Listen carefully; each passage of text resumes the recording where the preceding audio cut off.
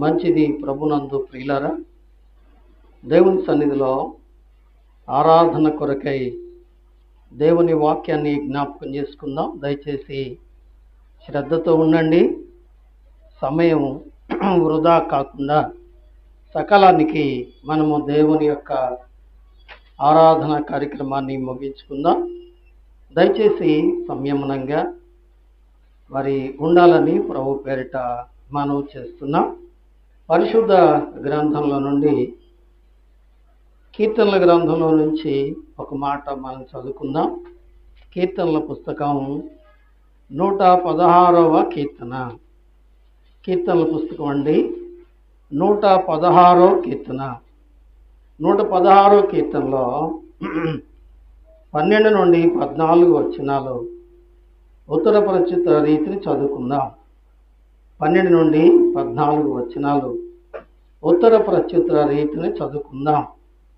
దయచేసి పాత నిబంధన 514 పేజీ, కీర్తన గ్రంథం 116వ కీర్తన 12 నుండి 14 వరకు ఉత్తర ప్రచుత రీతిని చదువుకుందాం.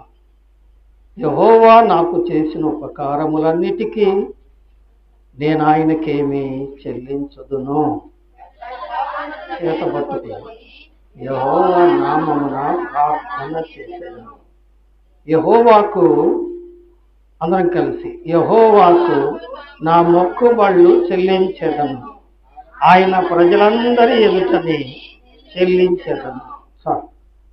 మరొక వచనాన్ని మనం అందరం విందాం. పరమగీతము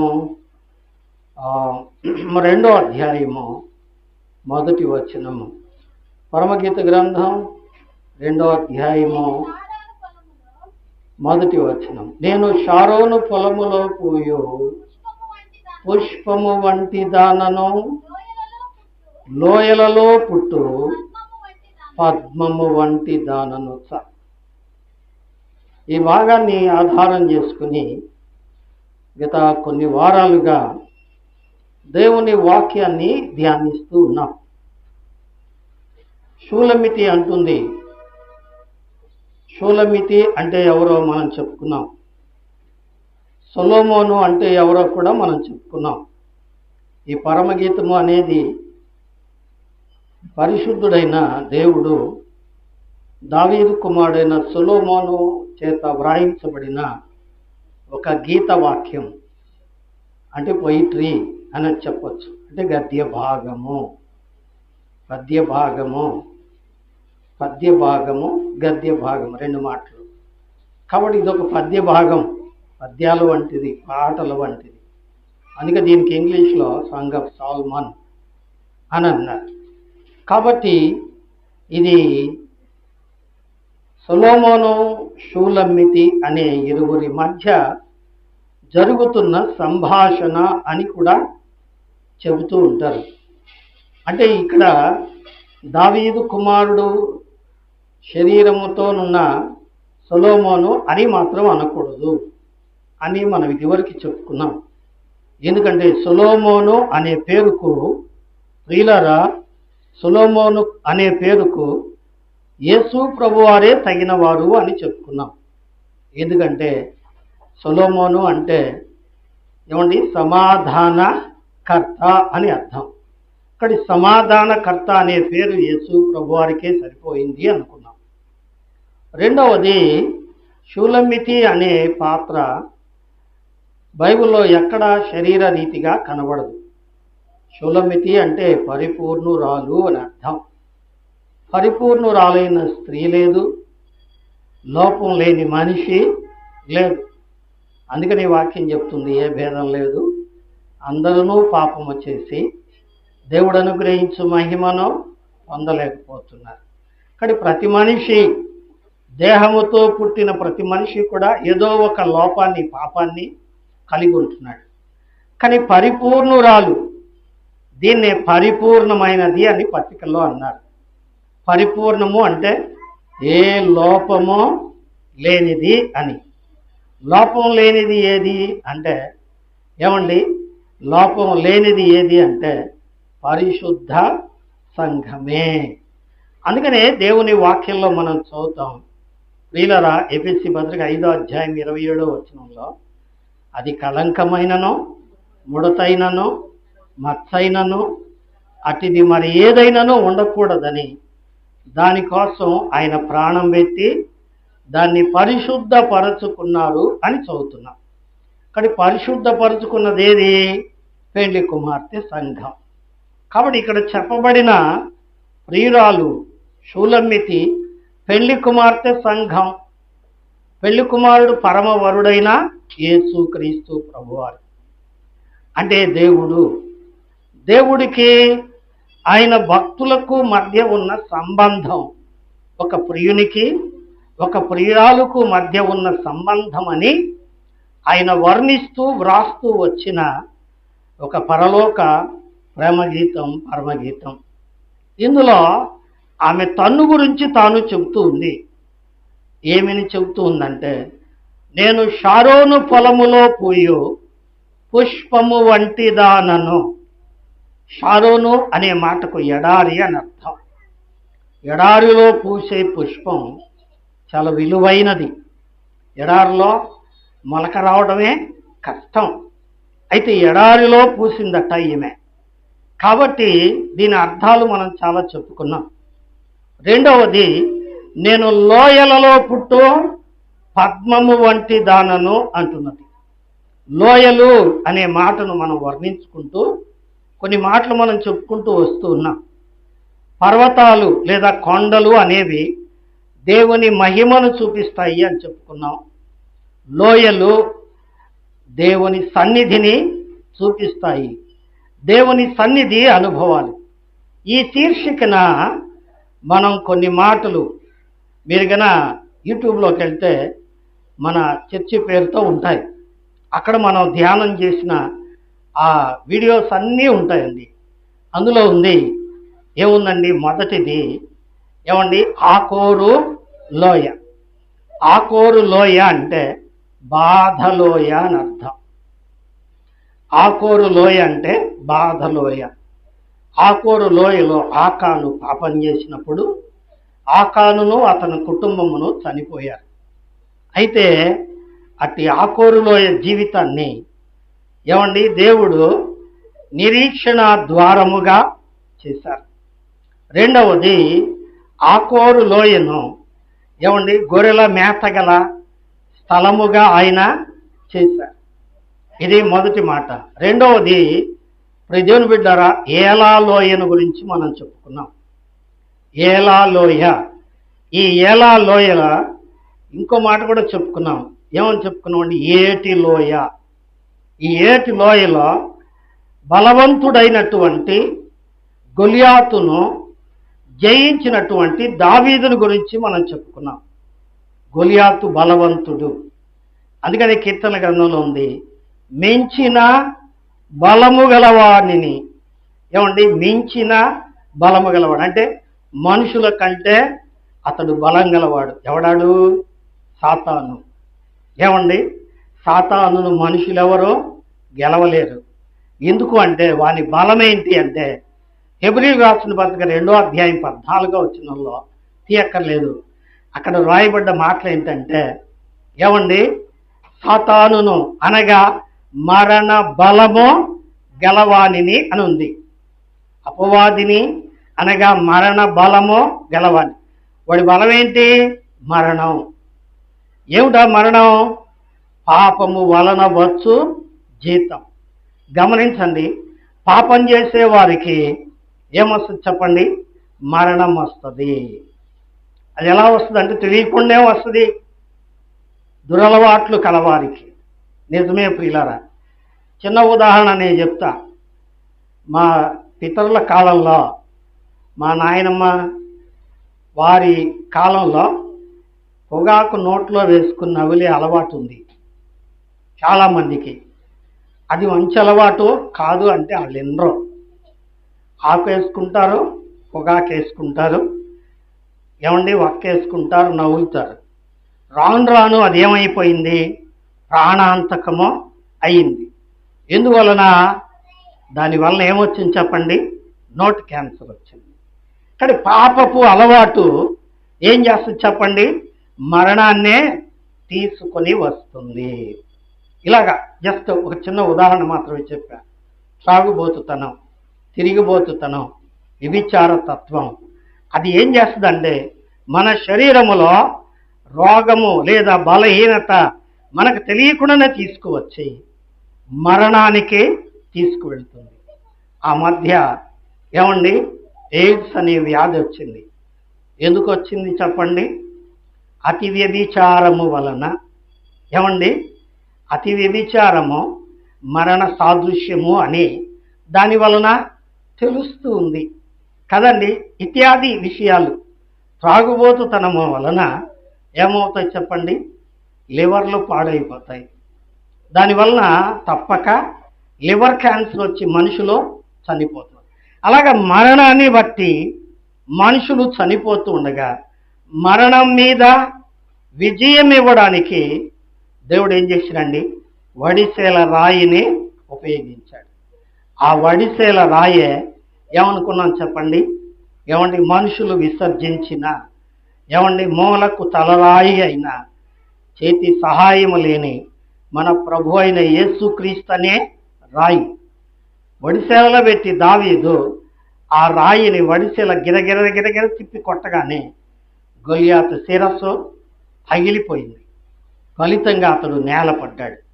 అలాగే యేసయ్య శిలువ మీద వేలాడినప్పుడు ఆయన శిలువ మరణాన్ని బట్టి ఏమండి మరణం మృంగివేయబడింది. ఏమండి యెషయా గ్రంథం 25వ అధ్యాయంలో మనం చదివాం. అవుట్లైన్ చెప్తున్నా. మరణము ఆయన మృంగివేసెను అని చదివాం. కాబట్టి మరణం మీద జయం ఇచ్చాడు. ఏమండి ఏటి లోయ, ఆ కోరు లోయలో. మూడవది ఏమండి బెరాకాలోయ అనుకున్నాం. మనం చెప్పుకున్నాం ఇదివరకు. బెరాకాలోయ యెహోషాపాతు యుద్ధానికి వెళ్ళలేక దేవుడి దగ్గర మొరపెట్టినప్పుడు దేవుడు వారికి విజయాన్ని ఇచ్చి వారు పోట్లాడకుండానే దేవుడే శత్రు సైన్యం మీద పోరాడి విజయం ఇచ్చినందుకు ఏం చేశారంట? వారు బెరాకాలోయలో కూడి దేవునికి స్తుతి చెల్లించారట. దాన్ని ఏమన్నారు? స్తుతిలోయ అన్నారు. ఏమండి స్తుతిలోయ. ఒకటి రక్షణలోయ, రెండు విజయపు లోయ, మూడు స్తుతిలోయ. దాన్ని ఏమన్నారండి? ఆశీర్వాదపు లోయ. ఇప్పుడు దేవుని బిడ్డలారా ఏమండి ఇలాగూ మనం 3 లోయలు చూస్తూ వచ్చాం. గత శుక్రవారం బాకాలోయను గురించి మనం చెప్పుకున్నాం. మీరు యూట్యూబ్లో చూసిన వాళ్ళు వినే ఉంటారు. బాకాలోయ ఇది దేవుని బిడ్డలకు సంబంధించింది. బాకాలోయ అంటే రక్షించబడిన ప్రతి విశ్వాసి పాపంలో పడి ఉన్న వారికి సాక్ష్యం ఇవ్వవలసి ఉన్నది. దీన్నే బాకా అంటారు. బాకా అంటే అర్థం ఏంటంటే బోరా అంటే ఏం చేస్తారు చెప్పండి? హెచ్చరిక. ఇప్పుడైతే కాపలా వాళ్ళు ఏమండి విజిల్స్ వేస్తున్నారు. ఏమంటారు? కాపలా వాళ్ళు ఏం చేస్తారు చెప్పండి? విజిల్స్ వేస్తారు. కానీ ఇంతకు మునుపు ఏం చేసేవాళ్ళు అంటే బాకాలు ఊదేవాళ్ళు. పారా హుషార్ అని. అంటే దాన్ని హెచ్చరిక వాయిద్యము అంటారు. బాకా అంటే హెచ్చరిక వాయిద్యము, హెచ్చరిక చేయటము. కాబట్టి ప్రతి దేవుని బిడ్డ, క్రీస్తుని గురించి ఎదిగిన బిడ్డ, యేసు వస్తాడు, లోకానికి తీర్పు తీరుస్తాడు. కాబట్టి పాపము విడిచిపెట్టి రక్షింపబడు, లేకపోతే నరకానికి వెళతావని తెలిసిన వాళ్ళు తెలియని వాళ్ళకి చెప్పవలసిన బాధ్యత ఉంది. ఆ బాకాలోయ ఏది అంటే రక్షించబడిన సంఘమే. ఏమండి బాకాలోయ అనుకున్నాం. ఇప్పుడు 5వ లోయ మనం జ్ఞాపకం చేసుకుందాం. 5వ లోయ రండి. ఆదికాండ గ్రంథం 14వ అధ్యాయము. ఆదికాండ గ్రంథం అండి 14వ అధ్యాయము. ఆదికాండ గ్రంథం 14వ అధ్యాయము 16 నుంచి చదువుతాను వినండి, లేదా 18 చదివితే చాలేమో. 17. అతడు కదుర్లాయోమోరు అతనితో కూడా ఉన్న రాజులను ఓడించి తిరిగి వచ్చినప్పుడు సొదొమ రాజు అతన్ని ఎదుర్కొనుటకు రాజులోయ అను షావే లోయ మట్టుకు బయలుదేరి వచ్చారు. చాలు. ఈ లోయ పేరు ఏం పేరండి? రాజులోయ లేదా షావే లోయ. రాజు అంటే ఎవరు? ఏమండి, రాజు అంటే ఎవరు? మనం వాక్యంలో మనం జ్ఞాపకం చేసుకుందాం. రాజు ఎవరు? కీర్తన గ్రంథం 24వ అధ్యాయము. కీర్తన గ్రంథం అండి 24వ అధ్యాయము. ఎవరా రాజు అనే మాట అక్కడ వ్రాయబడి ఉంది. 24వ కీర్తన అండి, రైట్, 8వ వచనం. మహిమగల ఈ రాజు ఎవడు? బల శౌర్యములు గల యెహోవా, యుద్ధశూరుడైన యెహోవా. చాలు. ఎవరండి ఈ రాజు? రాజు అంటే ఎవరు? యెహోవా. బాగా గమనించండి. రాజు అంటే ఎవరండి? యెహోవా. యెహోవా అంటే ఇంగ్లీష్లో ఏమండి? యెహోవా అనే మాటకు జీవోడి గాడ్ అని రాసి ఉంటుంది. గాడ్. ఏమండి? యెహోవా అనేది హీబ్రూ పదం. దాన్ని షార్ట్ సైజులో యావే అంటారు. వారు యావే అని పిలుస్తారు. ఏమండి? వాడుక భాషలోకి వచ్చేటప్పటికి యెహోవా అయింది. యెహోవా అనే పదానికి దేవుడు అని అర్థం. హీబ్రూ భాషలో దేవుడు అని అర్థం. దేవుడే రాజు. రాజు ఎవరు చెప్పండి? దేవుడే. ఏమండి? మనం ఇదివరకు చాలాసార్లు చెప్పుకున్నాం ప్రజాపతి. ఏమండి? శ్లోకం చెప్పుకున్నాం. ప్రజాపతి దేభ్యానాం చరసిగర్భత్వమేవ ఇమాం బలి హరించి ప్రాణ ప్రతిష్ఠ అని ఒక శ్లోకాన్ని చెప్పుకున్నాం. అందులో ప్రజాపతి అంటే ఎవరు చెప్పండి? రాజు అని అర్థం. రాజు అంటే ప్రజలను పరిపాలించు రాజు. పరిపాలించటంలో చాలా ఉన్నాయి.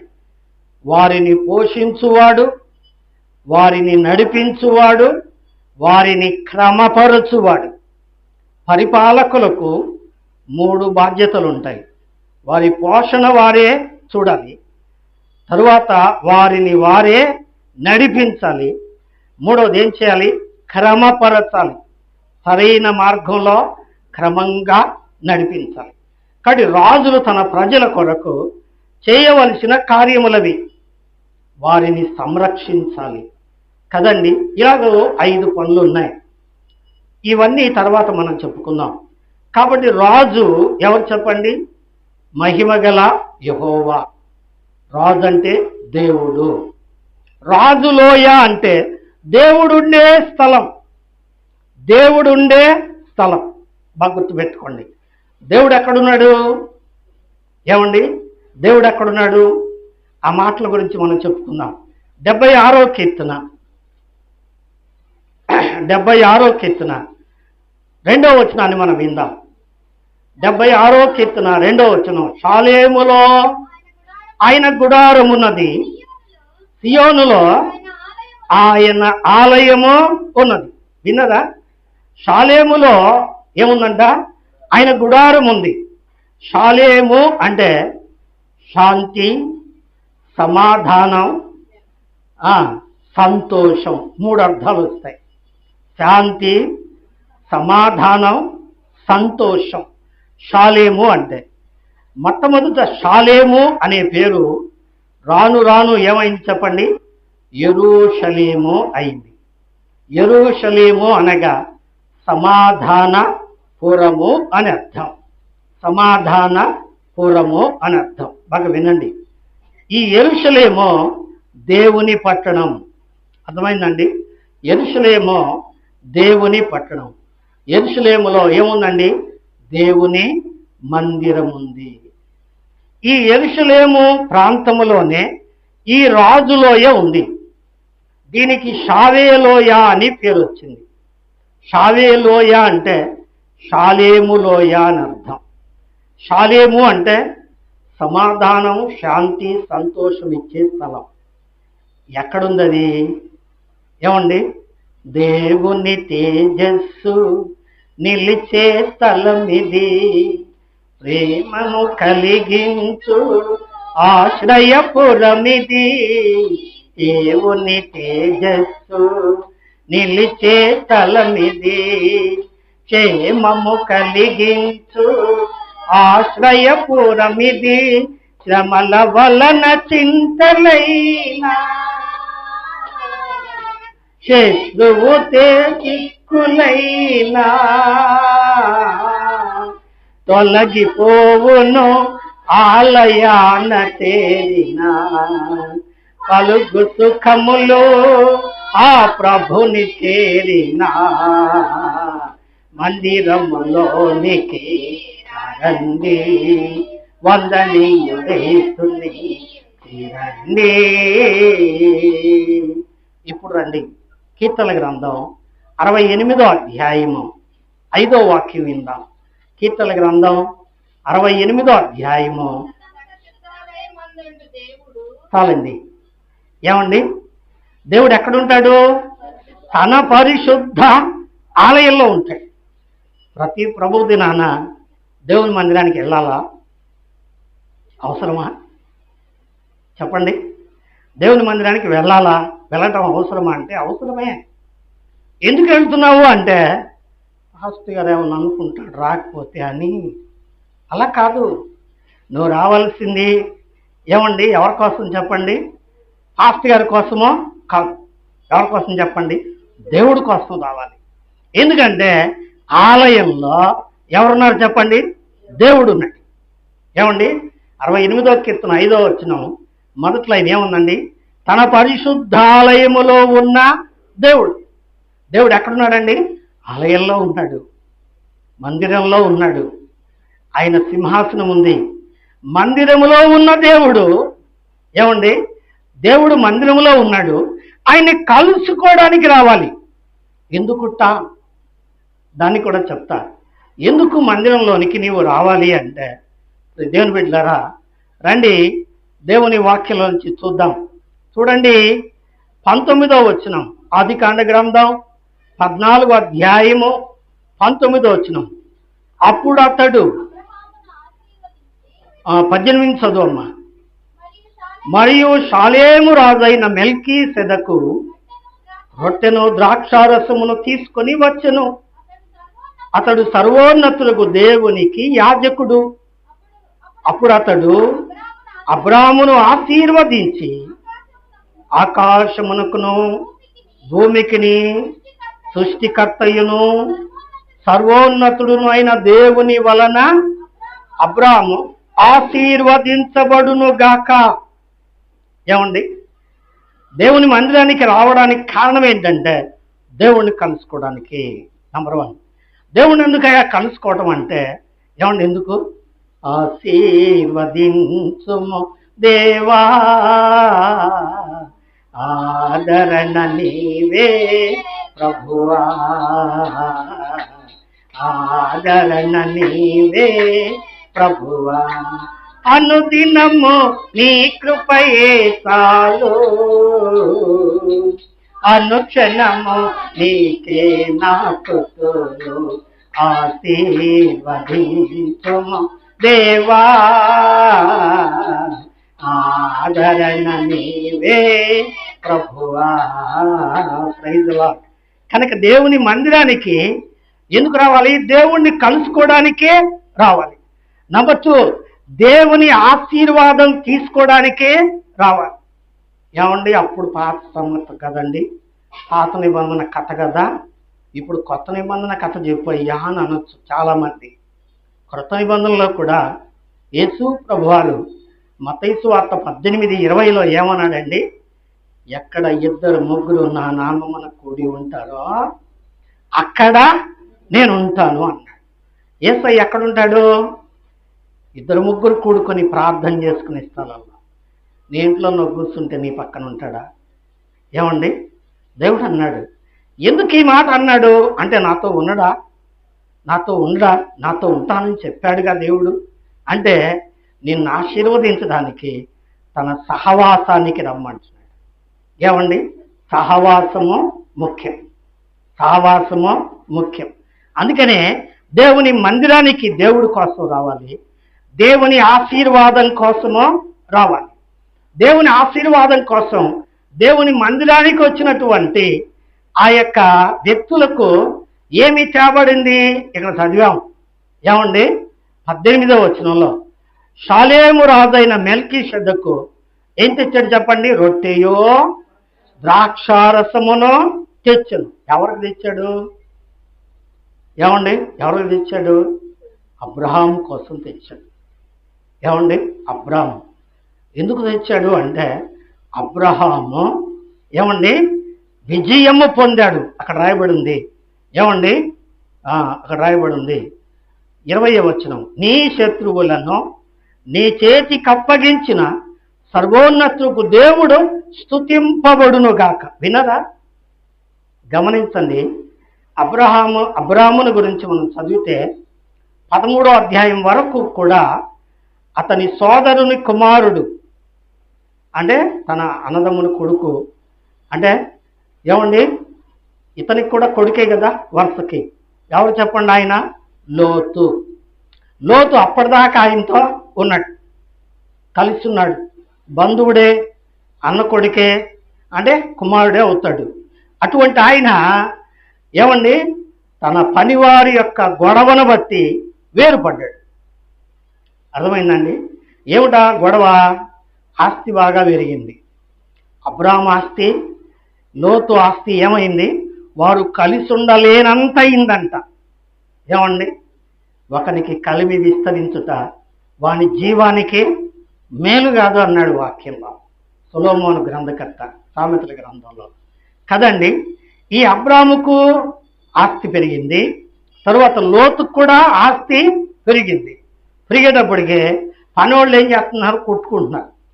అబ్రాహాం అన్నాడు, ఏంటయ్యా పనోళ్ళు కొట్టుకోవటం, ఇది మంచిది కాదు, మనమిద్దరం ఎవరి పాటికి వాళ్ళు ఉందాము అన్నాడు.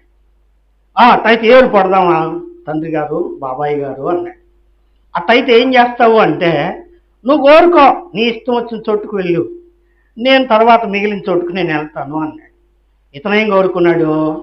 ఏమండి, కన్నులెత్తి చూడగా అతనికి సొదమ కనపడిను అని రాయబడింది.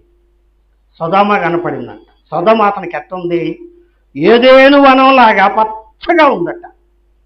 ఏమండి, పసికిర్ల కళ్ళోళ్ళకి లోకం అంతా ఎట్ట కనపడుద్దంట? పచ్చంగా కనపడుద్దంట. ఏమండి, పచ్చ పచ్చగా ఉందని చెప్పని పరిగెత్తాడు ఆయన. ఏంటది? సొదమ.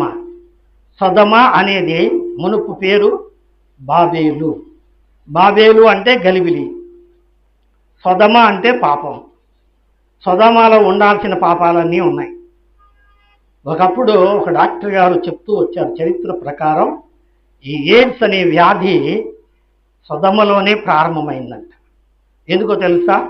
సొదమ పట్టణంలో స్వలింగ సంపర్కము అనే పాపం జరిగేది. అందుకనే లోతును కలుసుకోవడానికి దేవుని దూతలు వచ్చినప్పుడు వాళ్ళు అన్నారు, ఆ యవనలు మా దగ్గరకు పంపించు, మేము వారితో కూడాలి అన్నారు. వాళ్ళు పురుషులు కదా. అట్టంటావేంది అనలేకపోయాడు లోతు. ఎందుకో తెలుసా? అక్కడ అది అలవాటు.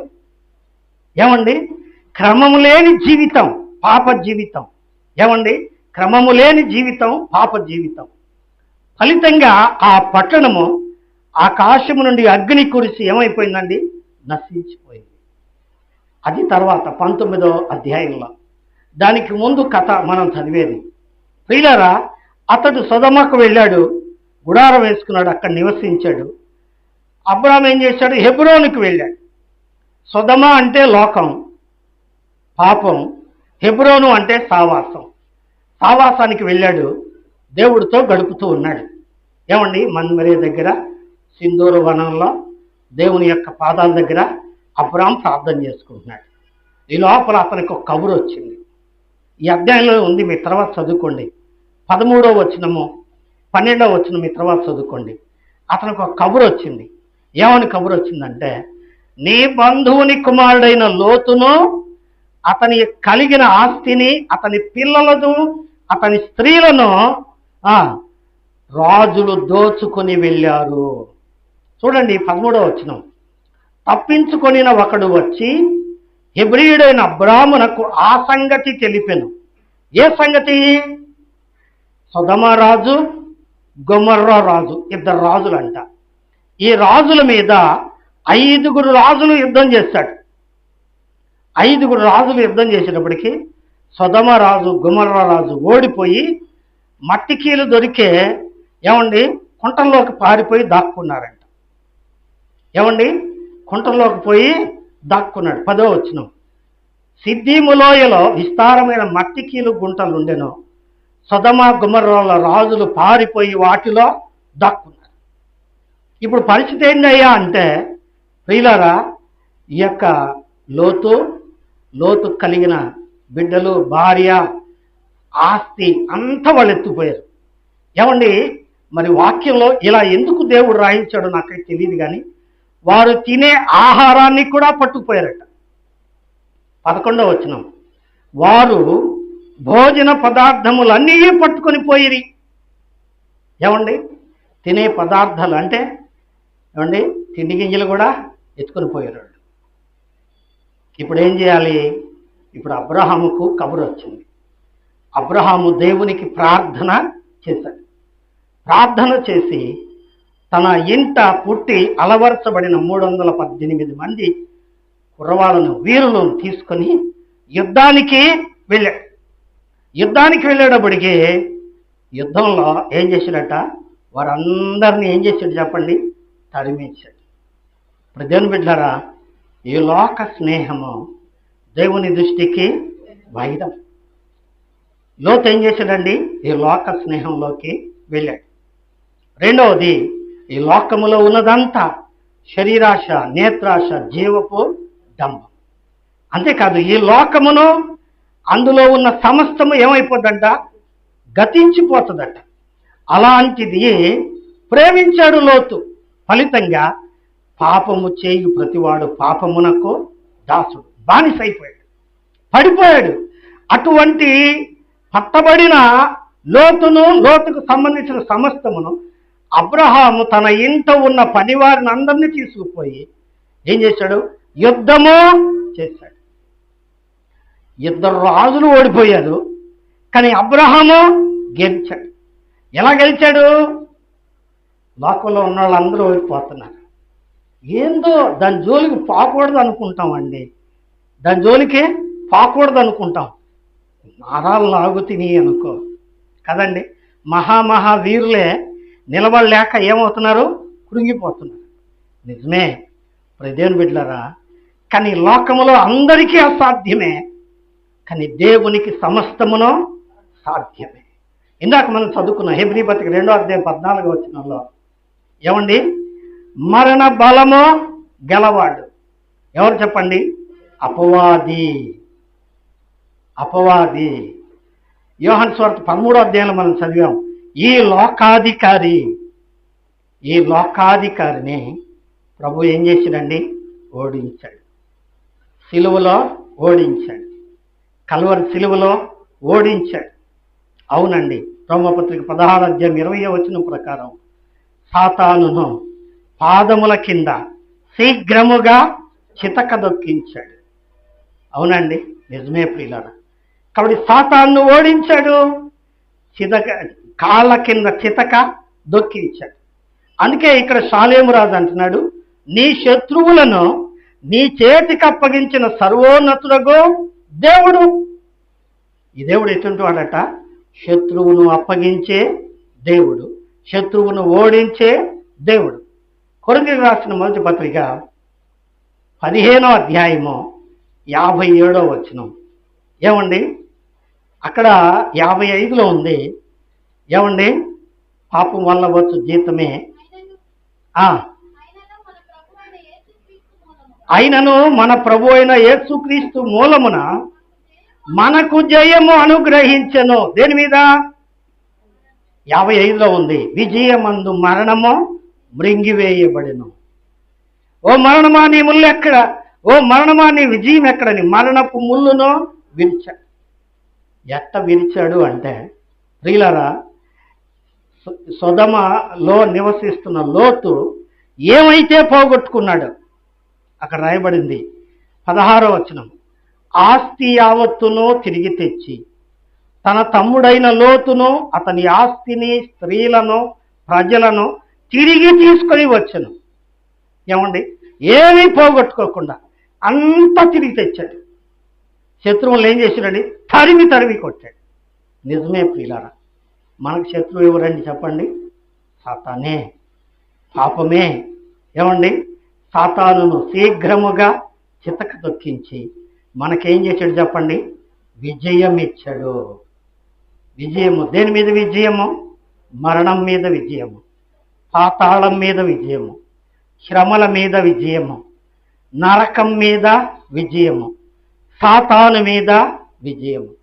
ఇలా విజయం ఇచ్చి ఏమండి జయోత్సవముతో, వాక్యంలో ఉంది మొదటి కొలస్సీలకు రాసిన పత్రిక 2వ అధ్యాయము 15వ వచనంలో ఉంది, ఆయన శిలువ చేత జయోత్సవముతో వారిని పట్టి తెచ్చి బాహాటముగా వేడుకకు కనపరచు. ఏమీ పోగొట్టుకోకుండా సమస్తాన్ని తిరిగి సమకూర్చాడట. నిజమే ప్రియులారా, ఈరోజున నీవు నేను క్షేమంగా ఉన్నాం. లోకంలో ఎంతోమంది ధనముండి చనిపోతున్నారు. ఏమండి, బలముండి చనిపోతున్నారు. ఏమండి, చదువుండి కూడా చనిపోతున్నారు. నిజమే, కరోనాలో చనిపోయిన వారు ఎవరంటే బీదోళ్ళు కాదు.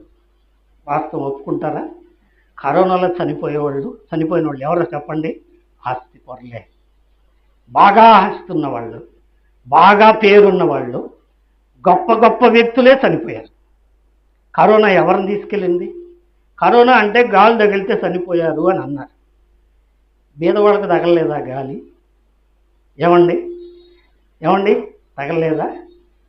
అవును, ఉగ్రత దీనమందు ఆస్తి అక్కరకు రాదు. నిజమే ప్రియులారా. అయితే ప్రతి సమయంలో కూడా వ్యాధుల్లో కానీ, బాధల్లో కానీ, కష్టాల్లో కానీ, శ్రమల్లో కానీ మన ముందు ఎంతోమంది పోతున్నా మనల్ని ఇప్పటి వరకు ఎలా ఉంచాడు చెప్పండి?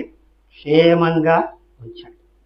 నిజమే ప్రియులారా. ఒకానొకప్పుడు ఇక్కడ మందిరం వేసిన కొత్తల్లో నాకు వ్యాధి వచ్చింది.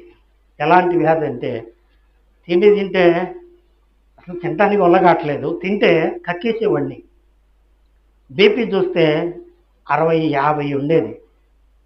ఎప్పుడు పడుకునే ఉండేవాడిని, లేస్తే కళ్ళు తిరిగి పడిపోయేవాడిని. మందిరం ప్రారంభించి ఆరాధన జరుగుతున్న సమయంలో నన్ను అక్కడ ఇక్కడ చూపించారు. ఎక్కడా వల్లగాక ప్రియులారా ఒంగోలు తీసుకెళ్లారు, నల్లూరు నర్సింగ్ అనే హాస్పిటల్కి. ఆ హాస్పిటల్కి తీసుకెళ్ళి బెడ్ మీద పడుకోబెట్టారు. నా బెడ్ పక్కన ఉన్న వాళ్ళు చాలామంది ఖాళీ అయిపోతున్నాయి.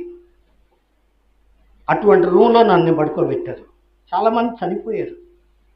వాళ్ళు ఎందుకు చనిపోయారంటే రకరకాల జబ్బులు చెప్తున్నారు, గుండె జబ్బులు అనుకున్నారు. నాకు గుండె జబ్బు అనే అనుకున్నారు. తీసుకెళ్ళారు, హాస్పిటల్లో చేర్చారు. చివరికి డాక్టర్ గారు తేల్చింది ఏంటంటే, ఈయన గుండెకి ఏ అపాయమో లేదు, మీరు భయపడాల్సిందేం లేదు. కానీ ఈయనకి అరుగుదల లేక, ఆహారం పట్టక బీపీ డౌన్గా ఉంది.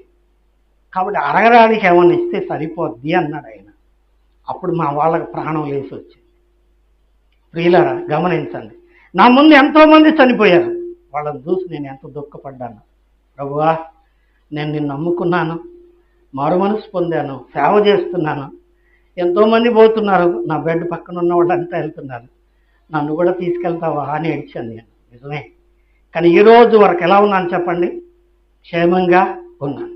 నిజమే, మనకంటే గొప్పవాళ్ళు, తెలియగల వాళ్ళు, అందచందాలు గల వాళ్ళు, ఆస్తిపరులు ఎందరో పోయారు. కానీ వాళ్ళందరికంటే నిర్భాగ్యులము, నిష్ప్రయోజకులమైన మనల్ని ఇంతవరకు ఆయన క్షేమంగా ఉంచాడు. క్షేమంగా ఉంచాడు. ఇది ఆయన ఇచ్చిన విజయం కాదా? నిజమే ప్రియులారా, ఆయన ఇచ్చిన క్షేమం కాదా? ఇలా ఎందుకు జరిగింది అంటే, ఏమండి, ఆయన మన కొరకు బలైపోయాడు. వాళ్ళకు మాత్రం అది ఆపాదించదు. ఎందుకు అంటే, యేసు ప్రభువును వారు ఏం చేయలేదు? నమ్ముకోలేదు. యేసు ప్రభువు నమ్ముకోవటం అంటే ఏంది? ఏమండి, బాప్తిసం పొంది మందిరానికి వస్తే యేసు ప్రభు నమ్ముకున్నట్ట? కాదు. ఏం చెప్పండి?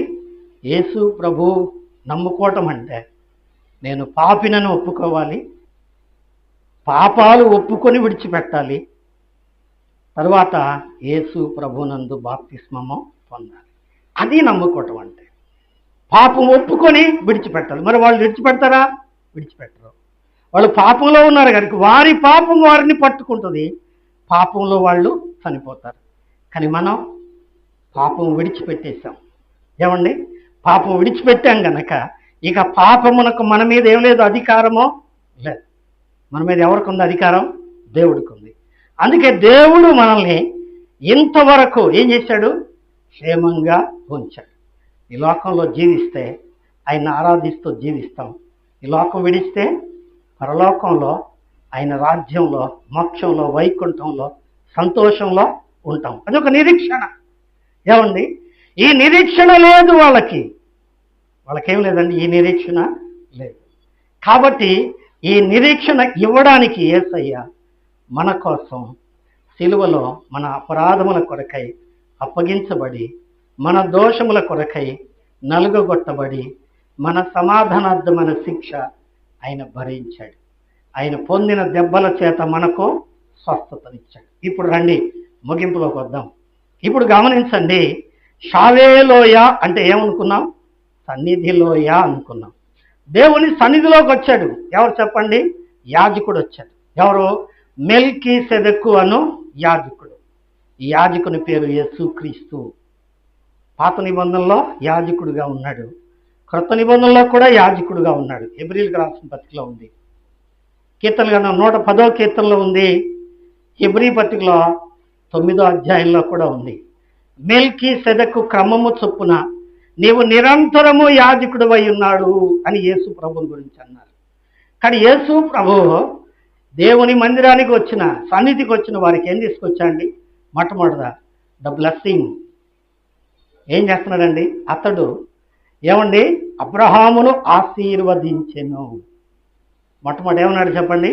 ఆశీర్వదించాడు. దేవుని మందిరములోకి వచ్చిన మనల్ని దేవుడు మొదట ఏం చేస్తాడటండి? ఆశీర్వదిస్తాడు. రెండవది ఏమంటున్నాడండి? నీ శత్రువులను నీ చేతికి అప్పగించిన సర్వోన్నతులకు దేవుడు స్తుతింపబడునుగాక. అంటే ఇక్కడ స్తుతి ఉంది. ఏముంది చెప్పండి? స్తుతి. దేవుని మందిరానికి వస్తే ఒకటి ఆశీర్వాదం దక్కుతుంది, 2 దేవుని సావాసం దక్కుతుంది, 3 ఏం దక్కుతుందండి? స్తుతి. తర్వాత షాలేము రాజు అయిన మెల్కీసెదెకు ఏం తీసుకొచ్చాండి? రొట్టెయో ద్రాక్షారసం. ఎవరికి తెచ్చాడు అంటే అబ్రాహాముకే తెచ్చాడు. ఎందుకు? అబ్రహామే విజయము పొందాడు. లోతు పొందాడా? పొందలా. లోతు ఇంకా సొదములోనే ఉన్నాడు. కానీ అబ్రహాము ఏం చేశాడు? శత్రువులను గెలిచాడు. అంటే ఇక్కడ అర్థమైందంటే లోతు తన పాపాన్ని విడిచిపెట్టలేదు. అబ్రహాము సమస్తాన్ని విడిచిపెట్టి దేవునికి లోబడ్డాడు. అందుకని అతడు జయము పొందినవాడు. నిజమే, నీవు నేను కూడా మన పాపాలు ఒప్పుకొని, ఏమండి కొంతమంది అంటారు మందిరానికి రాండి అంటే, వ్యాపారం చేస్తాను కదా, నేను అబద్ధం ఆడాలా, చర్చికి రాలేనండి అంటారు. నా నడత సరిగా ఉండదులేండి, నేను బూతులు మాట్లాడతాను, నేను రాలేనులేండి అంటారు. ఇంకా ఎన్నెన్నో చెప్తారు. ఉదాహరణ చెప్తున్నా. వాటన్నిటినీ మనం ఏం చేసాం?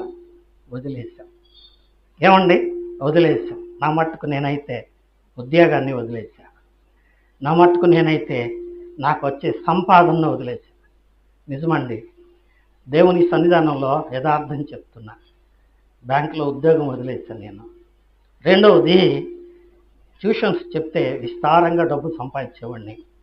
ఈ మందిరం ప్రారంభించిన కొత్తల్లో ఇల్లు గడవడానికి ట్యూషన్లు చెప్పేవాడిని. చాలా డబ్బులు వచ్చాయి, తినడానికి సమృద్ధిగా ఉండేది. దానికి కూడా వదిలేశాను నేను. అవన్నీ వదులుకున్నా. లోకంలో ఉన్న ఆశలు ఏమండి వదులుకున్నా. చాలామంది ఏం చేస్తారు? పెద్ద పెద్ద డాక్టర్లు కూడా సాయంకాలానికి ఏం చేస్తారు? కార్లు వేసుకుని వెళ్తారు. ఎందుకోసం వెళ్తావయ్యా అంటే అందుకోసం. అది లేకపోతే ఉండలేరు. కానీ దేవుని బిడ్డలమైన మనం ఏం చేసాం చెప్పండి? అవన్నీ వదిలేసాం. అంటే వాటి మీద ఏం పొందాం చెప్పండి? విజయమో పొందాం. అవును, జయించిన వారికి దేవుడు ఆహారం ఇస్తున్నాడు. ఏమిటి ఆహారం? ప్రభు అన్నాడు, ఇది నా శరీరము. ఆయనకు రొట్టెను చేత పట్టుకొని, ఇది నా శరీరము, దీన్ని తీసుకోండి అన్నాడు. రెండవది ఆయన పాత్రను చేత పట్టుకొని, ఇది నా రక్తము, మీరు తీసుకొని త్రాగండి అన్నాడు. ఇది ఎవరి భోజనం చెప్పండి? జయించిన వారి భోజనం, రక్షింపబడిన వారి భోజనం, అంటే పాపమును గెలిచిన వారి భోజనం. అందుకనే ఈ భోజనాన్ని పంచిపెట్టేటప్పుడు ఏం చేస్తామని చెప్పండి? పరీక్షించుకోండి. మీరు ఇంకా పాపంలో ఉన్నారేమో పరీక్షించుకోండి అని చెప్తాం. ఏమండి? ఎందుకు అంటే ఆ భోజనం తినాలి అంటే పాపాన్ని గెలవాలి, పాపాన్ని గెలవాలి, పాపాన్ని విడవాలి. విడవకుండా తింటే దానివల్ల ప్రయోజనమో లేదు. ఎందుకంటే ఆ రొట్టె ఆయన శరీరము, ఆయన పాత్ర ఆయన రక్తము. కాబట్టి రెండవది భోజనము. దీన్నే కృతజ్ఞత అంటారు. స్తుతి ఆరాధన, కృతజ్ఞత ఆరాధన. తర్వాత వచనంలో ఏముందంటే, అబ్రాహాము ఏమండి అతనికి ఏం చేశాడట? అప్పుడు అతడు అన్నిటిలో ఇతనికి 10వ వంతు ఇచ్చాడు. దీన్ని ఏమంటారు చెప్పండి? అర్పణ ఆరాధన. ఈ లోయ మనకు నేర్పేది ఏంటంటే ఆరాధన నేర్పుతుంది. షావే లోయ అంటే ఆరాధన. ఆరాధనలో ఏముండాలి చెప్పండి? ఏమండి? స్తుతి ఉండాలి, కృతజ్ఞత ఉండాలి, అర్పణ ఉండాలి. ఈ మూడు ఉండాలి. స్తుతి అంటే హృదయపూర్వకంగా స్తుతించాలి. ఏదో నేర్చుకున్న మాటలు కాదు, చిలక పలుకులు లాంటివి కాదు. రెండవది కృతజ్ఞత అంటే ఈ వారం పాలు పొందకపోతే ఇచ్చేవాళ్ళు పాలు పొందలేదు అనుకుంటారేమో అని కాదు. నీవు యథార్థంగా పరిశుద్ధ జీవితం కలిగి పాలు పొందాలి. మూడవది ఏం చేయాలండి? యథేచ్ఛగా ఇష్టపూర్వకంగా నిన్ను రక్షించి నీకు ఆశీర్వాదం ఇచ్చిన దేవునికి నీ కష్టాజితంలో నుంచి కానుకలు ఇవ్వాలి. ఏమండి? ఇది ఆరాధన. అందుకని అబ్రాహాము ఏం చేశాడండి? ఒకటి, ఆశీర్వదించబడ్డాడు. రెండు, దేవునిని స్తుతించాడు. మూడు, ఏం చేశాడండి? ఆయన భోజనంలో పాలు పొందాడు. షాలేము రాజు అయిన మెల్కీసెదెకు ఏం చేశాడండి? రొట్టెను ద్రాక్షారసమును తెచ్చి అబ్రాహాముకు ఇచ్చాడు. విశ్రాంతినిచ్చే భోజనం అది. తర్వాత తనకు కలిగినంతటిలో 10వ భాగం ఆయనకి ఇచ్చాడు. ఇదే నిజమైన ఆరాధన. ఇట్టి ఆరాధన పాత నిబంధనలో కూడా కనబడుతుంది. ఇది కొత్త నిబంధనకు ఛాయలుగా ఉంది. అందుకని యేసు ప్రభువారు మనకిచ్చిన క్రమం, మీరు ఈ రొట్టెను తిని ఈ పాత్రలో తాగినప్పుడల్లా నన్ను జ్ఞాపకము చేసుకున్నటకై దీనిని చేయుడని చెప్పాను. కాబట్టి ప్రభు బలలో పాలు పొందే ప్రతిసారి మనం ఏం చేయాలి చెప్పండి? ప్రభువుకు కృతజ్ఞత కలిగి జీవించాలి. అందుకే ముగింపులో, యెహోవా నాకు చేసిన ఉపకారములకు నేను ఆయనకేమీ చెల్లించదను. రక్షణ పాత్రనిచ్చి యెహోవా నామమున కృతజ్ఞతాస్తుతి చెల్లించదను. ఆయనకు నా అర్పణలు చెల్లించదను. ఏమండి? ప్రజలందరి ఎదుట చెల్లించదను అంటున్నాడు. షూలమితి అంటుంది, నేను లోయలలో పుట్టిన పద్మం వంటిదా. ఈ లోయ అనుభవం నీకు తెలుసా? ఆరాధన అనుభవంలో నువ్వు ఉన్నావా? ఆదివారం ఏదో పోయి కాసేపు ప్రార్థన చేయించుకొని వస్తే కుదరదు. ఏం చేయాలి? ఆశీర్వదించబడాలా, స్తుతించాలి మనసారా, ప్రభు యొక్క బలలో పాలు పొందాలి. ఏం చేయాలండి? ఆయనకు అర్పణ చెల్లించాలి. ఇవన్నీ చేసినప్పుడు దేవుని సన్నిధి నీకు తోడుగా ఉండి నిన్ను నీ కుటుంబాన్ని ఆశీర్వదిస్తుంది. ఈ క్రమాన్ని జ్ఞాపకం చేసుకొని ఆశీర్వదించబడాలని మనవి చేస్తూ మాటలు ముగిస్తున్నాను. దేవుడు ఈ వాక్య భాగమును మన కొరకై ఆశీర్వదించునుగాక. ఆమేన్.